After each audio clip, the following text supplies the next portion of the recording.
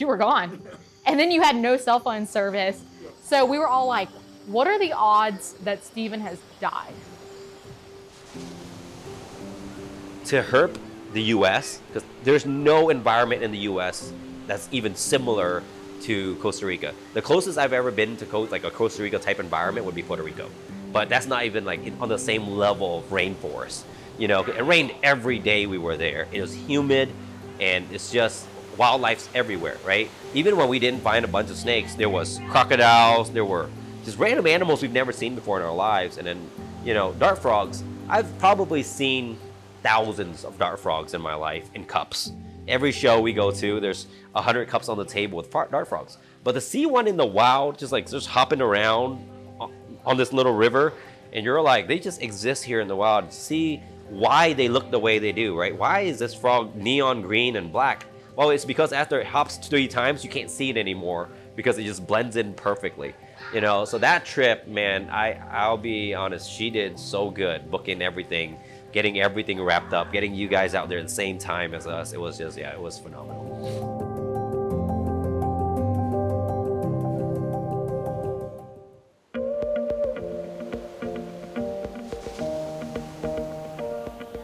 So we talk every single year about having a family vacation, like an actual family vacation. And we say, oh, we'll go up to the mountains, or we'll go out west, or we'll go up north. And like COVID hit, didn't happen. Had a baby, didn't happen. Got really into the snakes and had to focus on like taking care of our animals and not going out of town for long periods of time. So didn't happen. And this past like fall, winter, it was like, let's plan a actual family vacation for the summer this upcoming year. So at the time, we had never really been outside the country. I'd went up to Canada one time for a reptile show, and that doesn't really count of being outside of America. So we were talking about potentially doing like a Europe trip where we were going to go to the Nijmegen show, but that was going to be a ton because we were going to want to jump around all these different countries in Europe, and with the kids, it just wasn't something we were going to do. So then we started looking at places that were still outside the country, but were more like Caribbean, Central America, things like that. And you had found on ChatGPT, I think it was, like best places to take a family vacation. And Costa Rica was one of the places that came up just for how safe it is. It's tropical, there's tons of wildlife. And overall, when we looked up flights, it was like $350 round trip per person with Frontier. And it was like, all right, hell yeah, this sounds like a great deal. I'm not 100% sure exactly where we were at, but we were with Bob. And while we're with Bob, we mentioned about how we are planning on doing a family vacation in Costa Rica. And Bob was like, do you know how many reptiles there are in Costa Rica? And I'm pretty sure you said like, it is a family vacation, Bob. And even since then, it would be like, every time we would see Bob, he'd be like, all right, cool. You guys got your tickets for Costa Rica yet? We got like that kind of thing. And at first, we both wanted to go to Costa Rica, as in our family, and Bob and Mary. But once we decided that we were both actually going to Costa Rica, we kind of planned it so that way we had some overlapping days. And Mary ended up planning some herping trips, which were super cool and super fun. So I'm the planner of the group. Just want everyone to know that. I'm a type A person when it comes to planning, as in like, I don't really care what time we do what, but I just like to have a generalized like list of stuff, right? So we talk about how me and Bob always like to do trips for each other for our birthdays. Well, for me, I was like, all right, Bob's birthday's coming up. I really want to do a good trip for him. So I was like, I know he wants to go to Costa Rica. I know he wants to just go see the wildlife and stuff over there. So I was like, let me find a guide, just because I know from talking with him that the amount of animals that can kill you in Costa Rica is like drastically higher than anything in the US. So I'm sitting at home and I was like, all right, I need to find a guide. I'm looking through like Facebook, kind of whatever it is, but I can't really post on there just because, you know, like Bob's gonna see the post. So I literally had to go scour like Reddit forums for like 3 hours. And I find this guy named Caesar. And everyone's like, yeah, he's one of the best, blah, blah, blah. He's like a herpetologist, all this stuff. And so I find this man on Facebook and had to message him and be like, hi, sir, like, can you please take us out in Costa Rica when we get there? Like, my husband loves snakes, blah, blah, blah. And thankfully he responded. And that's how like this whole trip kind of began.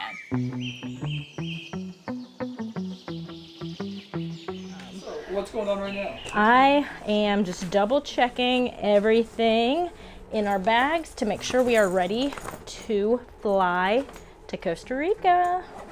All right, so Bob and Mary are already down there, and how do you feel about that? I'm so jealous that they're already there. Like, I keep seeing their posts, and I'm like, Steven, what if we moved our flight forward a day? But he said no. All right, so we got lots of bags because I have lots of camera equipment. Yeah, that's all this is. We're also going to be in another country for a week with 2 children. So we've got personal bags for all 3 of us. And then we have personal items for all 3 of us. So these are all going to be checked. And then we each have a personal item as a carry-on. So backpacks for each of us. The backpacks that we're using for the kids are also our hiking bags. So these are camelbacks. I have packed the like water reservoirs in here. And Steven thinks it's dumb, but I'm bringing them because I don't know. You're prepared? Well, because I don't know. We literally never had a chance to use them since we bought them. So.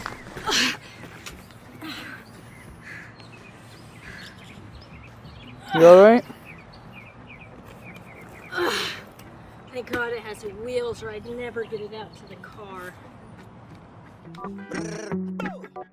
It's our judgment. It's our go trade. It's our go read.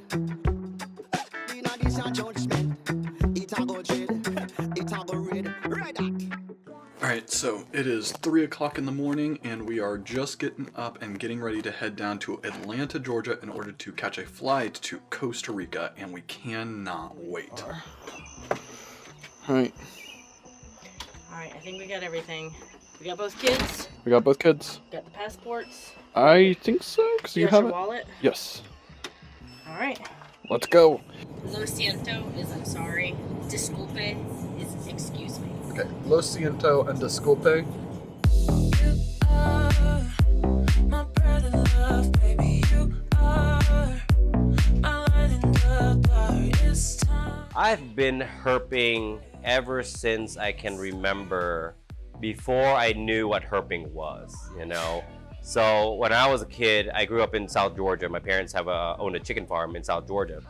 And I would be the weird kid. My friends didn't really like understand what it was about it, but I would go out by myself, book bag, I'd bring my water, and we owned 120 acres of land. It sounds huge, but it's just like almost like useless land. It's just woods and stuff like that. And the chicken farm's on one side, the other side is just woods. So I would just go out there every weekend, little stick, just flipping stuff and seeing what's underneath. And now to think about it more as an adult, I'm like, man, that was kind of dangerous back then, because I'd find rattlesnakes, I would find, you know, all kinds of stuff. We had the alligators there. So there's an alligator farm next to our house when I was growing up. And our neighbor would pay me to feed his gators for him on weekends. And so that's how I kind of got started with, you know, my experience with gators and rattlesnakes and stuff as a child growing up. It's just like no one like taught me any of this stuff. I just went out there and I was like, this is cool.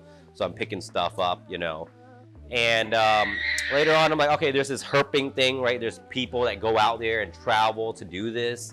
And then obviously the huge influence of Steve Irwin, you know, Jeff Corwin, you know, these guys going out there, like professionals going out there and educating you about what you should touch, could touch, you know, how to do it, you know, how to put the rocks back, you know, just like responsible herping. And I was just hooked, man. And so for the last 10 years, any chance I get, me and my friends would travel or even herp locally and meet up on weekends. Every few weekends we'll meet up somewhere and herp and just spend a week or a weekend, you know, in a different city. And we really slum it. I'll tell you now, when we go on herping trips, me and the guys, we will rent a 2-bedroom Airbnb. There'll be 5 of us, 1 bathroom. There'll be 2 on a couch, you know, 1 on a blow-up bed. And that's just, we just make the best of it. We herp through the night, you know, like especially if you herp Florida. We've herped Florida 5 times now, 5 different occasions. And our first trip together as a group was 2021. And we found 18-foot Burmese python down in Florida. And that was, that just started it. Every other month we get together as a group and just herp, you know.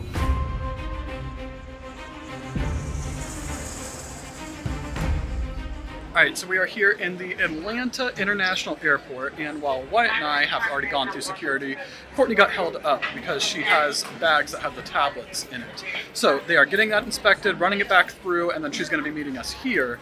But it has been a little bit hectic, but hopefully we will be able to jump on the train, head over to the international side, and then we'll be able to get on the flight to Costa Rica. Alright.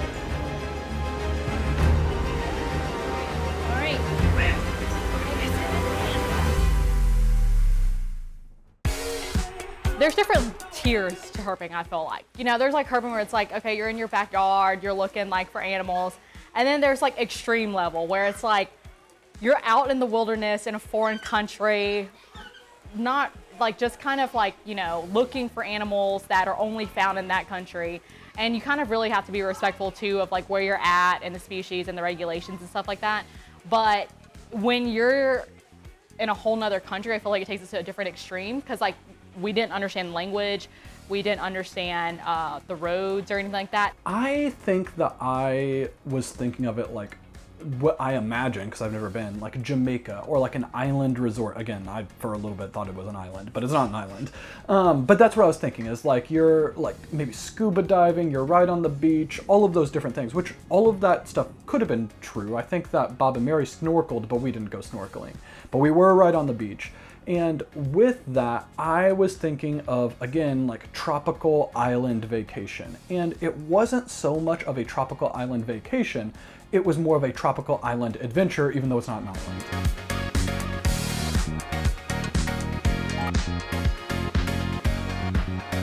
All right, friends, so we are here in Costa Rica, and I am getting ready to head over to Bob and Mary's hotel because we're gonna be picking them up and we're going herping today. Courtney and the kids are hanging out here in the pool, so they are not going to be coming, but I think Courtney is going to be joining me for the nighttime tour. Day one starts off super early, so it gets light in the morning in Costa Rica at about like 5:30 or so, and then it gets dark about 5:30 or so at night. So we are up and we meet Bob and Mary at like 6 o'clock, Bob, Mary, and Ryan at about 6 o'clock in the morning, and we drive to where we're going to be meeting the guide.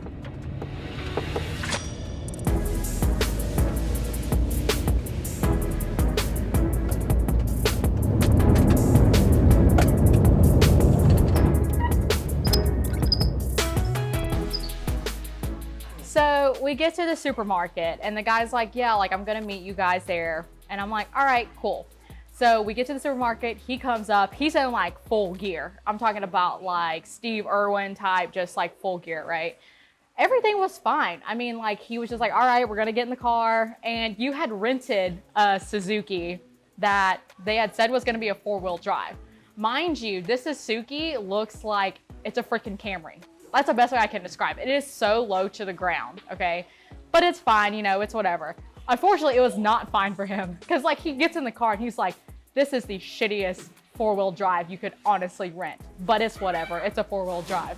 And then before this already, so we're in a group message with him. And before we got to know him, I'm like, okay, like maybe he just has like a dry sense of humor, which he does. But he's in the group chat with Courtney and he's like, hey, like what car did you guys rent? Because the deal was that like he would basically ride with us in whatever vehicle we had gotten. And you guys had told us that you would rent the vehicle. Courtney's like, oh yeah, I got a van so it could fit everyone. And he was just like, it would just make sense for you to 4-wheel drive. Like you're in a tropical country that literally rains every day. Like why would you not get a 4-wheel drive? And Courtney is like, oh, yeah, you're right. Let me just go and redo my entire itinerary real quick. So it's this little teeny tiny Suzuki that has like this much of lift on it. And as we are driving around in the roads of Costa Rica, the main roads, it's perfectly fine. Like the Costa Rican roads are not the type of roads that we're used to, but we drove from San Jose to Quepos, and from there, pretty much the entire roads were perfectly fine. Like, yeah, I get it that like we're in the rainforest, it can rain really bad, but it's fine. Obviously, we're gonna be okay. I did not realize the level of roads that we were gonna be going on. So he's kind of roasting this car the entire time, and he gets in with us, and I am driving. So as we're driving, we're going along to the very first place, which is the boat tour. Little croc, very little First destination of the day was a boat tour. And we're in this tiny little boat, and we're just zooming down the river, and he goes, hey, there's a American crocodile. I was like, oh, shoot. Okay, that would be cool if we see, you know, 1 or 2 crocodiles, but we see crocodile after crocodile after crocodile. And these guys are, you know, we saw one this big, then we saw one that's a 10-footer, you know. So, I mean, the biodiversity and biomass, I mean, we saw probably 100 species of birds, different types of birds, just really crazy stuff.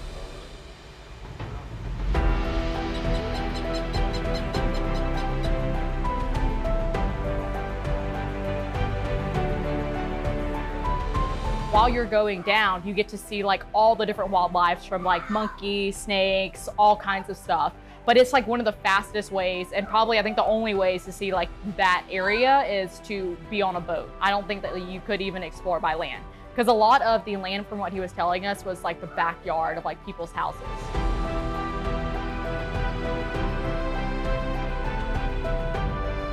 The very first animals that we start seeing are basilisk lizards. So the basilisk lizards are really, really cool because they can like run on top of water, and I'm pretty sure that we got some footage of them running off of this little branch that was really, really cool and really good timing. But there's a lot of them out, and there's like a difference between the males and the females, because the males have this like plumage. I don't know exactly what it'd be called because it's not feathers, but they look really, really awesome, and I really like the basilisk lizards.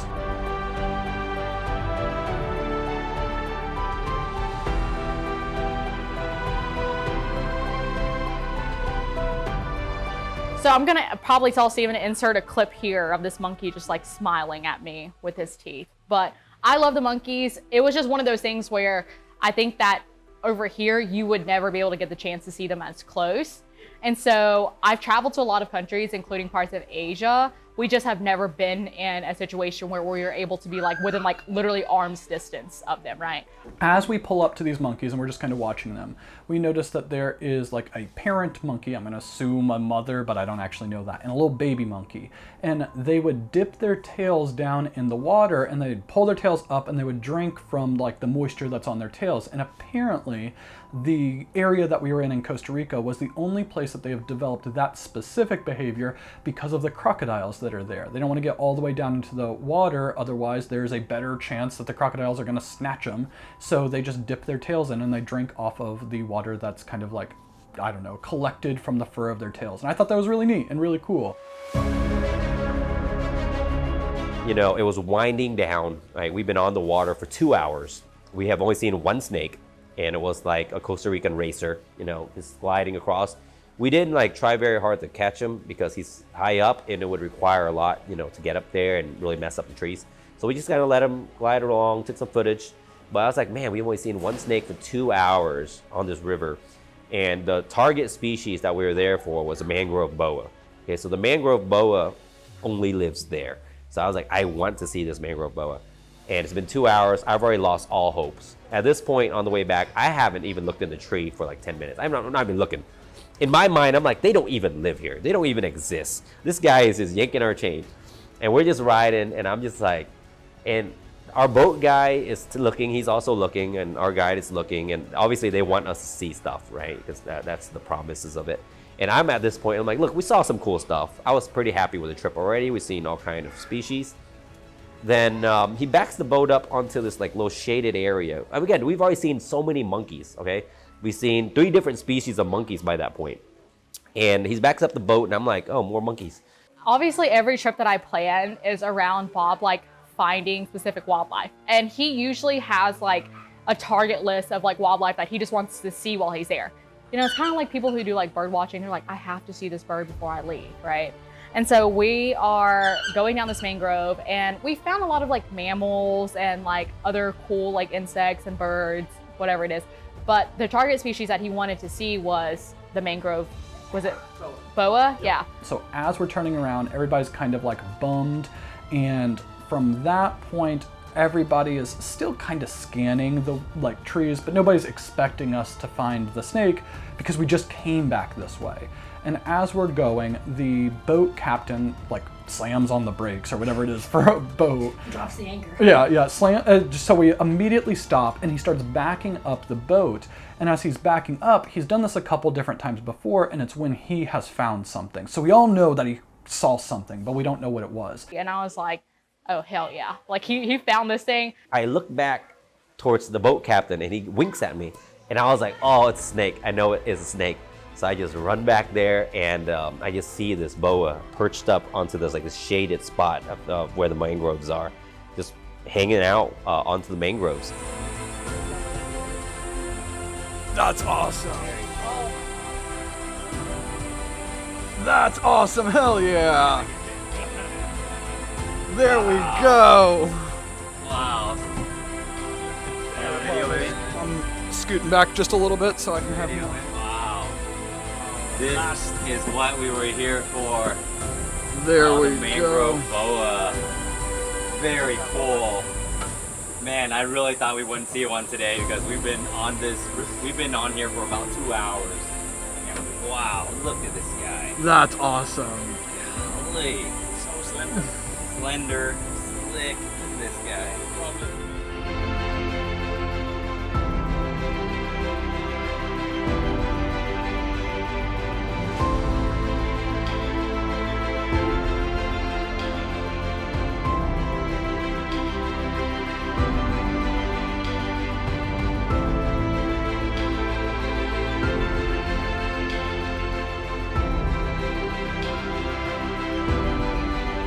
It was so different to see a wild boa because every species of snakes I've ever herped has been land. I've never herped, a green tree python or any type of tree species. Everything in the U.S. when you're herping, you look down mostly, right? So, and even in Japan, you look down, and so to look up and see this boa sitting in a perch up in this mangrove, and he was like, "Go ahead," and I was like, "What do you mean?" He goes, "Yeah, go ahead." So I just scooped this boa up, we took it out, really chill. It had ticks all over it, it's just like so authentic, it had ticks all over, and this boa's just out chilling. And literally once we were done with all the footage, we took all the pictures we can, put it back, and it literally just stuck in that same spot and just hung out there. And that's what I'm gonna do, we're just gonna hang out there until nighttime, go hunt, and yeah, that first part was like, this guy is legit. Like, this is going to be a good trip. And again, it was just been phenomenal afterwards.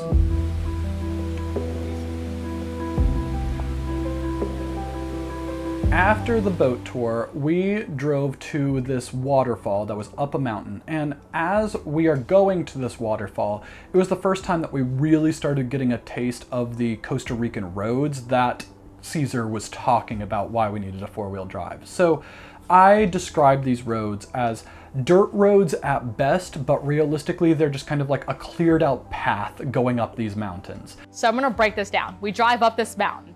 The mountain has no paved roads. It's literally pure mud.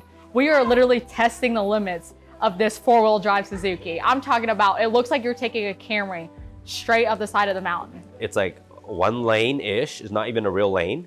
We're just driving up, and this thing is like bumping up and down like this. And we're all looking at each other like, uh-oh. And if you look on the side of the hill, it's just straight down cliff. All right, so hopefully it doesn't rain and we don't get stuck up there.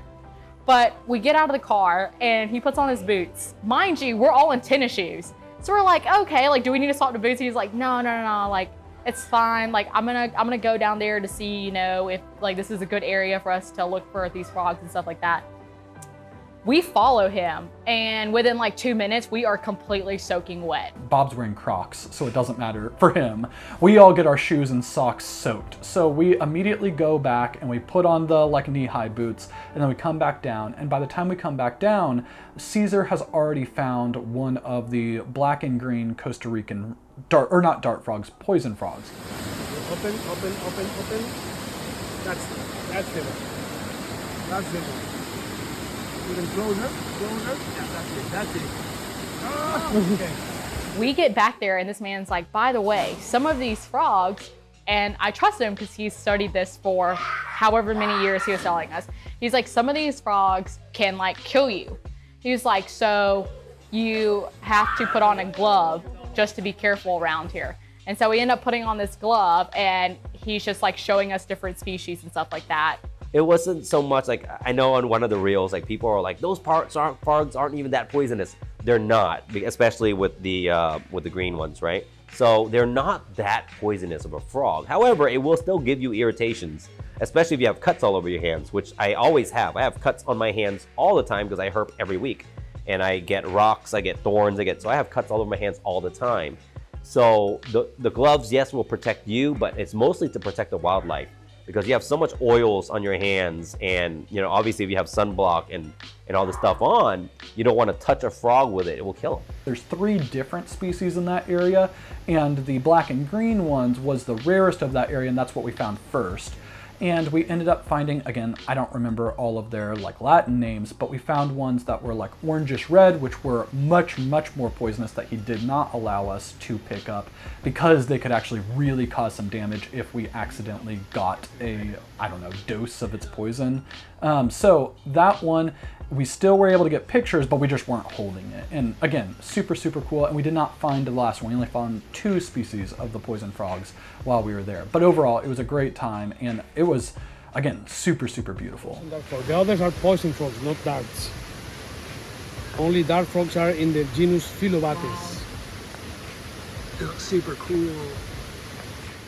We have a great time throughout the day, and at night, Courtney comes with us and we're going to the cloud forest in order to go herping there. And we're gonna be looking for specifically eyelash vipers and glass frogs is what our target species were. For me, it was my first time. I didn't know, I feel like I made a couple like faux pas, like blinding Ryan with my headlamp. I didn't know how to work the headlamp, to be honest with you guys. I've only ever used a headlamp to do plumbing, like to go under the sink and fix a pipe or something. I've never used it outside, and I just bought a couple extras to bring on the trip, and I was like, oh cool, headlamps are like $5 at Walmart, no big deal. I didn't realize that there were such a thing as industrial headlamps that were brighter than the headlights of my car. And Bob's like, how bright does your headlight get? I was like, oh, it gets a little brighter. See? And he looks at me again like I'm stupid. It's like, well, if you need a better one, let me know. I'm like, this one gets so bright. And then he turns his on. Spotlight. Embarrassing. I felt like embarrassing. I felt like I pulled up in a Suzuki Vitara to go herping in Costa Rica. I think with Courtney, it was a lot of fun though, because of the fact that it was her first time out with us. And it was one of those things where she was also experiencing it for the first time. So I remember like my first time experiencing in a different country with Bob and seeing her experiencing it. She was like amazed at some of the things that we were able to see and do. I enjoy taking people for the first time because no matter what we find, even if it's really common to me, you guys really enjoy it. Because in my mind, I'm like, oh, we're only finding a few things. We only found this one snake and, some frogs. But you guys were like, whoa, this is cool, So that's like, that part is really fun, right? Because I'm like, oh, they get to experience everything I experienced 10 years ago all over again. This is a cool frog. This is a cool turtle, So we're finding turtles and frogs and stuff. The do's and don'ts of herping, I say the biggest don't of herping, and for me, the thing that icks me the most, one of the most things that icks me the most for herpers is rock stackers. I cannot stand rock stackers. I don't know if you know, like they're people that just stack rocks into like this like balancing thing. I see it all over. Every time I herp anywhere where there's a stream, there'll be a stack of rocks. And I'm like, so there are people out there, so I just always kick them down, whatever. Rocks provide so much housing for so many species, right? You got all your isopods, all your worms, all your centipedes, snakes, frogs, turtles, all this stuff. And these people just take them all and just stack them up into a pile, and I just can't stand that. The biggest don't of herping, in my opinion, is when you remove things, put them back. You flip the log over, put it back, because something lives there. Even if you didn't see it, right? You flip this giant log and nothing's underneath. Something probably lives there. It's either underground or it's out hunting or whatever. It's just not there currently. You move it back. So that's probably the biggest thing. And then also, if you are not an experienced herper, do not grab every species you see just because you see it on YouTube. You see a lot of these YouTubers, they just grab stuff, right? There was a big YouTuber recently that got bit by a rattlesnake because he was out herping and didn't know what he was doing. So that's probably one of the worst parts of herping, because that's why we don't post a lot of this stuff. Like, you notice I don't post a lot of the videos on social media. I'll post a story and it goes away, you know, of us handling anything, because I don't want to really encourage it, especially for children. Because a lot of the times when we're handling this species, we know how these species act. I've dealt with rattlesnakes for, let me see, since I was in high school. I graduated high school in 2007. So I've kept the rattlesnakes as pets when I was in high school, because no one told me any better. And I just had them in a glass tank at my house. My dad just let me. Again, I bred my own rats, so it didn't matter. I just tossed rats in. But yeah, so I've handled rattlesnakes for, you know, a long time. They're coming up on 20 years now. And so I know how they react, but I wouldn't suggest anyone just go out there and pick up a rattlesnake or even handle it with a hook, because if you don't know what you're doing, you can really hurt yourself. So that's the biggest, I think, no's of don'ts of herping. It's just like, if you don't know what you're doing, just observe, take pictures, enjoy it. You know, and then again, if you can recognize the species as a king snake, rat snake, corn snake, milk snake, whatever, yeah, sure, pick it up, enjoy it. Really inspect the animal, see the scars on it, and see the battles it's been through, you know, and just really enjoy the species.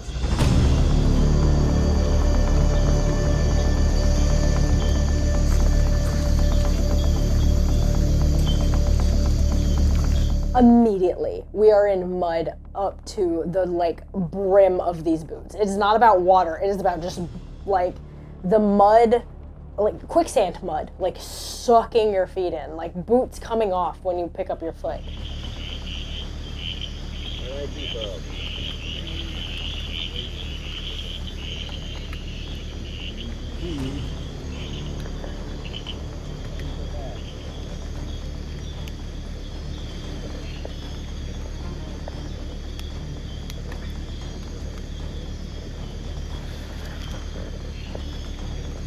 So there are, I don't even know, hundreds of frogs that we are seeing here, and we have tons of amazing footage, and again, I don't even slightly know any of their names. But while we were there, we also saw another snake species, and that was a cat-eye snake. All right, so you see all those eggs we have up there? Those are tree frog eggs. And then as they hatch, they'll drop right into the water over here. But the problem is, these guys, cat-eyed snakes, will go up there and munch on them before they get a chance to hatch. These guys are super, super beautiful. We're gonna get a chance to take a closer look at one. Look at that. That's awesome. What a beautiful snake. Got a slender body, big old head on it. That's a really pretty snake. Oh yeah. Cool, we'll let him get back to work. Be on his way. We start going into the rainforest, and it's like raining lightly as it's going on. Nothing bad, but it is a little bit of thunder in the distance. And as we're going through, as soon as we walk in, like this is the very bottom of the rainforest all the way up to the canopy, and you can see these eyes when you're like having the headlamps kind of shine throughout the darkness, glinting up in the trees. And they say that they are, I don't remember what kind of monkeys, but there were monkeys that essentially, like, they'll follow like people as they're walking through the forest. Forest in Costa Rica, about an hour from Manuel Antonio, with a guide, a wonderful guide, who is taking us through the rainforest. And it is raining. It is raining, but the rain feels amazing because it's hot and muggy. The rain's fast. I found it really cool how fast Ryan and Bob and Caesar and stuff were able to spot it. And I think you guys were able to understand that like halfway through the trip. Because like when you're out in the wilderness, because you know, all these animals are in their natural habitat, you know, and all you're doing is looking for them, and it's like bird watching. You're just like, oh, there's the animal, there it is, you know. It is so much more difficult than people make it seem. Like when you look online and you see like Animal Planet documentaries, all of these other TV shows, influencers, whatever it is, you're like, oh, like they're just like finding this all over. The difficulty that it takes to look for this through like 100 acres is way harder than people make it seem. I felt like it gave me a lot of respect for people who do this for full time. I think there's so many times I told you, I was like, can you imagine being like an Animal Planet like videographer, and you have to like go and like find this one insect and, you know, like sit there and look for it in the dark just to film it for like 5 seconds, you know what I mean? I have so much more respect for them for that. That was probably my favorite part, was seeing how quickly they're able to find all of this stuff, because they've gotten to the point where they're like professionals at it. I'm over here, I'm like, I don't know, is this a worm or a snake? Wow. It goes outside? Right here. Oh my goodness. Mud turtle. Okay, so It's a mud turtle. snake right here. All right. What do you have there, Ryan? Mud turtle. Where's the Cool. Where's Right that here. Cat-eye snake is right here. See its length right here? Oh yeah, yeah. I see it up there now. I'm not gonna take it down until we get some good footage. Yep. There we go. Nice. I'll get some good.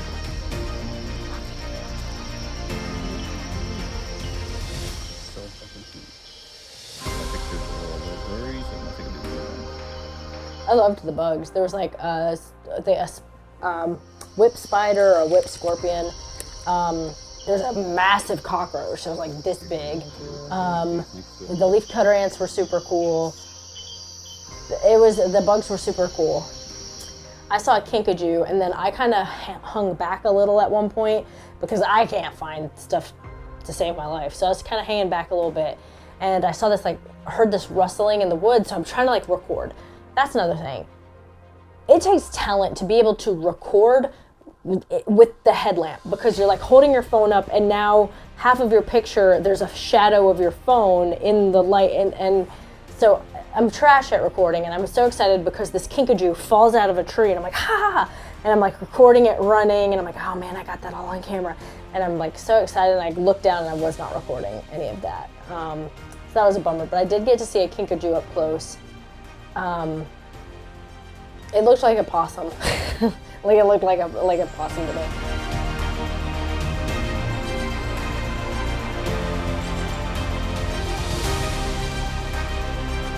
Eventually, we get to this creek that is running through the middle of the rainforest. And it's really, really neat because this is where the glass frogs are. So he is describing them that they are semi-translucent, so they're kind of hard to see, and that they'll be up high on leaves, just kind of hanging out.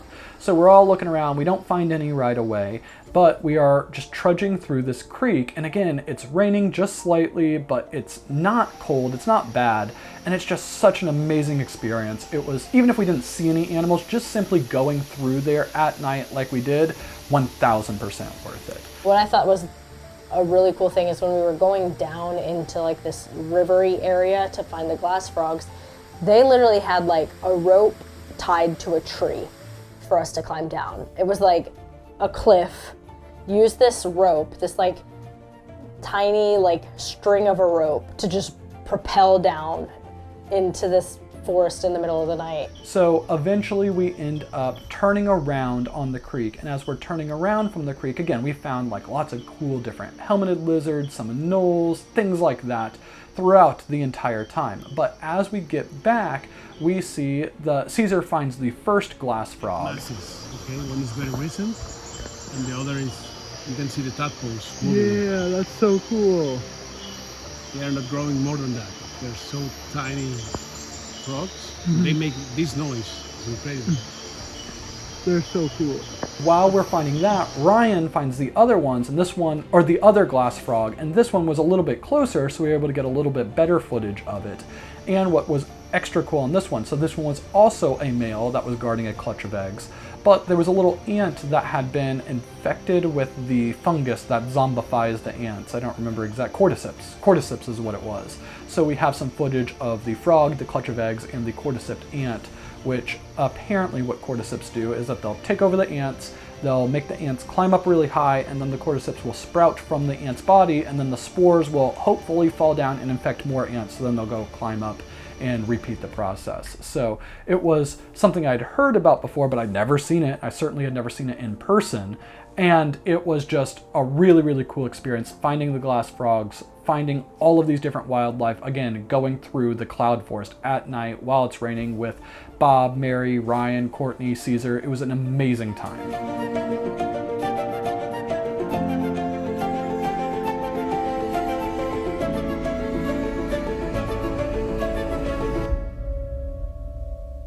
So about 20-ish minutes before we get back to the supermarket where Caesar's car was, because we were dropping him off and then we were going to be heading back to the hotel and all that stuff.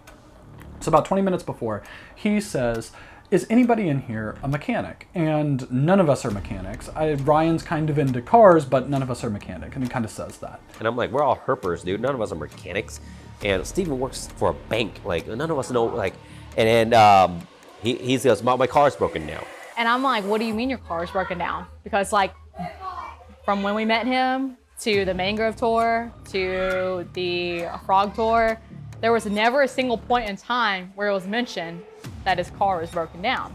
Essentially tells us that the power steering is out, and that he doesn't think he will be able to get his car up because it's so difficult to steer to his home because he lives up a mountain on a really, really windy road. So when we get there, Ryan's like, well, I'll take a look at it. And Ryan, they open up like the hood and everything, and there's like a belt that's missing, which it's not a difficult fix, but there's nowhere that you can get a belt for a car at like 10 o'clock at night in Costa Rica. Everything closes fairly early. We're all extremely exhausted. We've only gotten one meal between all of these tours. And he's like, do you mind driving me home?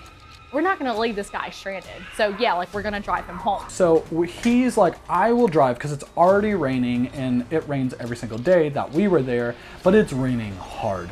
So he's like, I'll drive. It's a really windy path, but that way you don't have to worry about it, because he knows how stressed I was getting on driving in Costa Rica because I wasn't used to it. So we're driving up to drop him off at his house, but he lives 10 miles-ish up a mountain. But it's dirt road, no lights. And he said, don't worry, I'll drive. I'm like, okay, cool. This dude is like Tokyo drifting it uphill, sliding around everywhere. I looked at Mary at one point and I said, hey, you okay? And she goes, yeah, I'm fine. I don't have my eyes open, so I don't know what's going on, because she's too scared to even look. I don't remember the car ride because I could not open my eyes for the car ride. Like I could not bring myself to look through the front windshield. And this is coming from someone who like resuscitates people for a living. I was like, I don't know if we're actually falling off the side of a mountain or not, because I only felt air.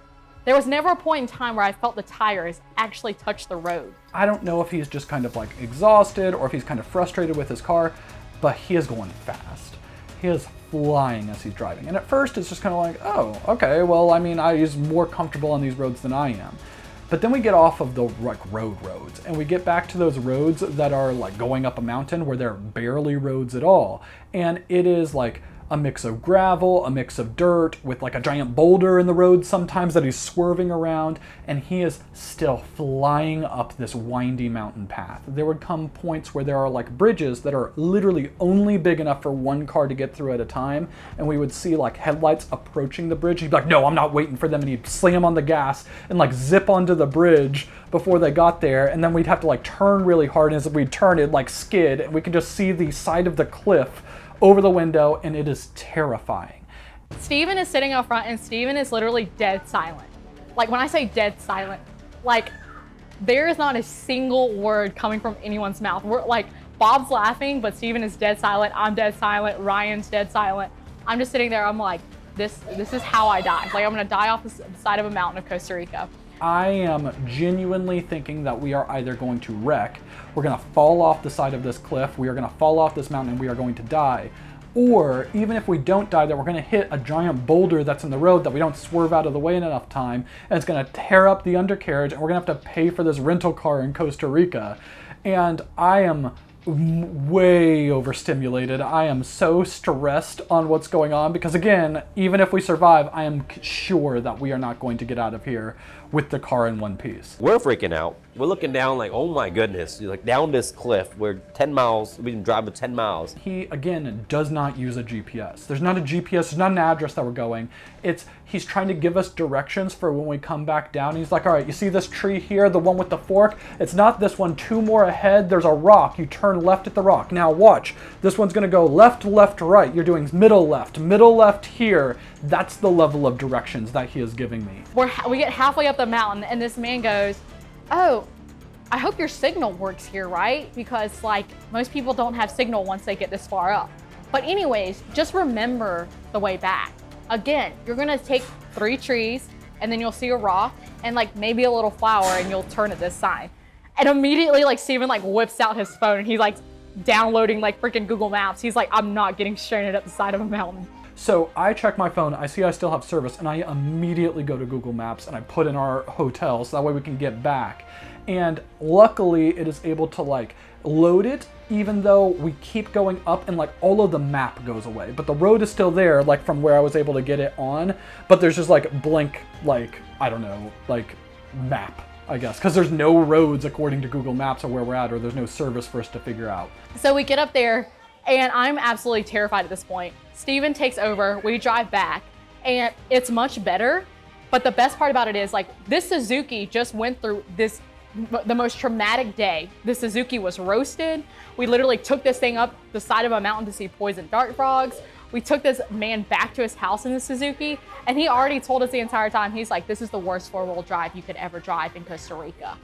And then by the end of it, he's like, you know what? It's not bad at all, actually. It's pretty good. I might get me one of these. Maybe not this one, but like something similar. We drive 10 miles downhill, and then we're still an hour and a half from our hotel, because it's 10 miles, 30 minutes down, 10 miles, about 30 minutes there. Then from that meetup spot, we got another hour drive back. And that night just long, and we started the day off at 6 in the morning. So we started at 6 in the morning, got back to the hotel at 11 p.m., 11:30 p.m., and I was so hungry, and I was like, is there a McDonald's nearby? And sure enough, it was 45 miles away, so we did not get me any McDonald's. Just throwing that out there. If I had the opportunity to go somewhere that is exotic to me and find creatures that I don't get to see at home, that is awesome. I'd love to do that. I am not particular on what kind of animal they are. Like, I know Bob is a lot more serious about it. He has like a target species he really wants to find. It doesn't even have to be a reptile. I'm just happy to be here. I'm just happy to see stuff. I think it's fun. I think it's cool, and I haven't been doing it long enough to need to like make it harder on myself.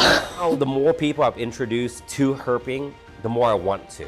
It's like watching new people find their first reptile. It's like so exciting. And so Mary's herped with me a few times, but like she's like more scenic. Like, oh, I always want to take pictures of waterfall. I want to do this and that. She's never truly herped. And we went to Puerto Rico, and when she caught her first caiman, a spectacled caiman, which we went there, and one of the locals was like, hey, we can take you to go look for caimans if you want. And we're like, sure, just random guy. And we just went out in little kayaks, in like 6-7 foot kayaks, and we're rowing at night. It's midnight. We just have headlamps on. It's pitch black, and you see their eyes glow, and you just go up to them and grab them. And when Mary caught her first caiman, and then she caught her first iguana, and she got like, now she's like, whoa, this is like exciting, you know, like spotting it for the first time, then catching it, you know, and handling this wild animal that doesn't want to kill you, you know, it's either afraid or it's hungry, right? Most of the time when a snake is attacking you, any reptile bites you, it's either afraid or it's hungry, it thinks it can eat you or whatever. And so these animals, most of the time, they're very chill. So she's like, I'm just handling a wild caiman, and then you just let them back in the water. Like, that's all we do. And so recently, we've got the great experience in Texas. We were out there for 4 days, and Ryan's cousin wanted to tag along. He was like, hey, he's like a cowboy. He's in charge of 100,000 acres of ranch land out there. And it's like 100,000 acres. I can't even fathom in my mind. But everywhere we're driving, he's like, hey, we have access to this, this, and this. But then he sets it off with, as soon as we met him, he says, hey, I don't like reptiles. I hate snakes. Deadly afraid of them. You know, I would kill all of them if I see them type deal. And we're like, oh, this is kind of strange, but this guy is giving us access to all these properties, so let's do it. So we ride out with him, and after we found our first few snakes, he was still kind of standoffish, right? Ooh, he's like, ooh, a rattlesnake. He didn't want to, you know, get close to it, stuff. So we found our first king snake, handed it to him. He's playing with this king snake, and I could see it, the fire just light up, and he was just like, this is really cool. We walked up on this king snake, and he's playing with it, and he goes, this is a wild king snake, and he's just chilling. By the end of the night, we found a 4-foot rattlesnake, and on my Facebook story, you can see that she's very chill, very handleable. I was just kind of moving her around, taking pictures and stuff. And I was like, do you want me to show you how a rattlesnake acts? And he comes up. I mean, rattlesnakes, in my opinion, is one of the easiest to handle venomous reptiles, because it's pretty easygoing animal. They're slow, very predictable. And by the end of the night, he's literally standing a few feet away from this rattlesnake, taking pictures with it and having a good old time. By the next morning, he already texted us going, hey, what are you guys doing today? I can take you to a few more spots. You know, so I think that's like sharing the passion of herping and getting these guys involved. And then now, the very next week after we landed back, he sent us a picture of him holding a bull snake that he didn't kill. You know, he's holding this bull snake that he's found and gonna hang out with and release back. So the amount of animals we saved just by introducing this guy that usually would kill every reptile he sees, every snake he sees, every snake's a bad snake in Texas. Now this guy's gonna be able to identify and be like, this is a bull snake. I'm just gonna play with it and release it on, you know, because he tills up, you know, thousands of acres, right? They're preparing for farming. So how many rattlesnakes he sees every day, how many horror stories he's heard of rattlesnakes killing people. But then now he knows, right? Certain snakes are good snakes to have, and he's just gonna let him roam, because you know, even with the rattlesnakes that we found together, it wasn't dangerous. It was kind of just trying to leave. It was just trying to go on its own way, and we just kind of shoot it off. You know, so I feel like because of with the education and getting people involved in this, we're gonna save a lot of animals, and we're gonna get a lot of more people passionate about it.